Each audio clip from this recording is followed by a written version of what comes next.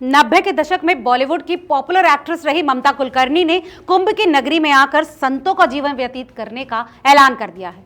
संगम तट पर एक्ट्रेस ने संन्यास दीक्षा ली, जिसके बाद उनका पिंडदान किया गया और बाद में किन्नर अखाड़े में आचार्य महामंडलेश्वर लक्ष्मी नारायण त्रिपाठी ने उनका पट्टाभिषेक किया।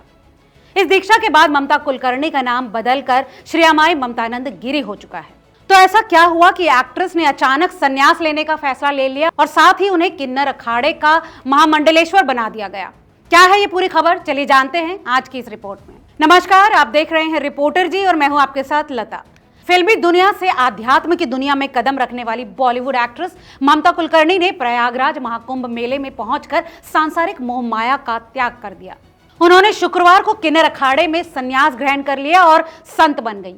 किन्नर अखाड़े ने उन्हें महामंडलेश्वर की पदवी दी है। आमतौर पर महामंडलेश्वर बनने की प्रक्रिया अखाड़ों में सबसे कठिन मानी जाती है।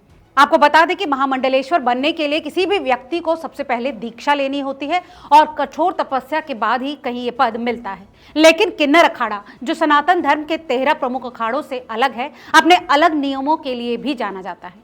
यहाँ संन्यास लेने और पदवी पाने की प्रक्रिया थोड़ी सरल है। इस घटना ने महाकुंभ में मौजूद सभी श्रद्धालुओं के साथ पूरे देश का ध्यान अपनी ओर आकर्षित किया है। यही वजह है कि भारतीय संस्कृति और आध्यात्म का केंद्र महाकुंभ मेला इस बार कुछ खास वजहों से सुर्खियों में छाया हुआ है। तो अब डालते हैं एक नजर ममता कुलकर्णी के महामंडलेश्वर बनने की इस सफर पर। किन्नर अखाड़े की ओर से महामंडलेश्वर की पदवी देने की घोषणा के बाद ममता कुलकर्णी ने गंगा, यमुना और सरस्वती की त्रिवेणी संगम में स्नान कर अपना पिंडदान किया।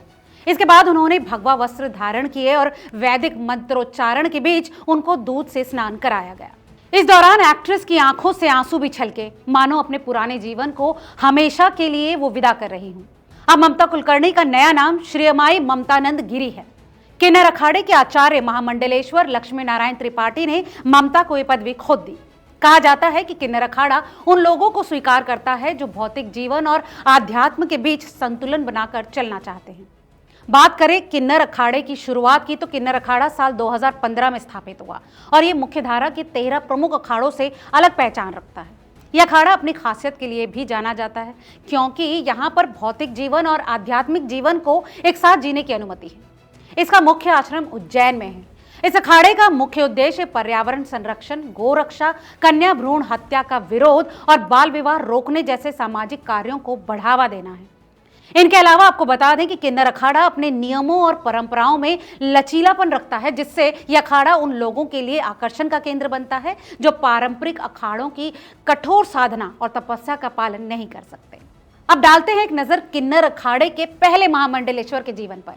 किन्नर अखाड़े के पहले महामंडलेश्वर लक्ष्मी नारायण त्रिपाठी को बनाया गया था। महाराष्ट्र के ठाणे इलाके में एक ब्राह्मण परिवार में जन्मी लक्ष्मी ने मीठीबाई कॉलेज से आर्ट्स में ग्रेजुएशन और भरतनाट्यम में पोस्ट ग्रेजुएशन किया।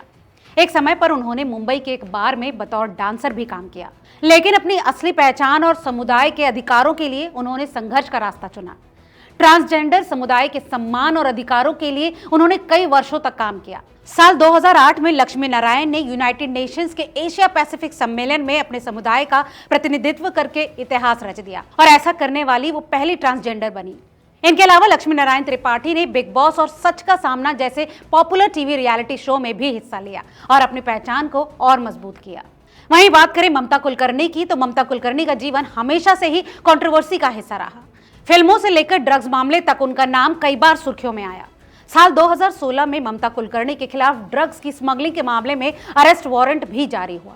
इससे पहले साल 1993 में ममता कुलकर्णी का एक टॉपलेस फोटोशूट देश भर में विवाद का कारण बना। इतने विवादों के बाद अचानक उनका अध्यात्म की ओर मुड़ना कई सवाल खड़े करता है। मगर किन्नर अखाड़े के नियमों को देखा जाए तो व्यक्ति को इसे अपनाने के लिए पूरी तरह से वैराग्य का जीवन अपनाने की जरूरत नहीं होती। शायद यही कारण है कि ममता कुलकर्णी ने किन्नर अखाड़े को अपने अध्यात्म के इस सफर में चुना। वैसे ममता कुलकर्णी का किन्नर अखाड़े में महामंडलेश्वर बनना महाकुंभ मेले के इतिहास में एक नई मिसाल है। ये घटना कहीं ना कहीं इस बात का संदेश देती है कि आध्यात्म की ओर लौटने का रास्ता हमेशा खुला रहता है, चाहे जीवन के किसी भी पड़ाव पर आप इसे अपनाने का फैसला क्यों न लें। तो ममता कुलकर्णी का देश में वापसी करते ही संन्यास लेने का फैसला आप कैसे देखते हैं?